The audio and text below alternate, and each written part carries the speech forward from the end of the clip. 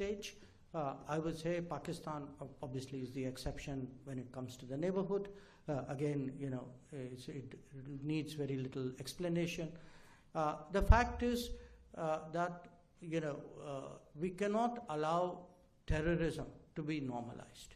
We cannot allow that to become the basis for getting us into discussions with Pakistan. So I don't think, to me it's a fairly common sense proposition. In fact, if anything, I'm still a little perplexed by why we had not arrived at this position earlier. But we have arrived at it now. And the issue really is that until there is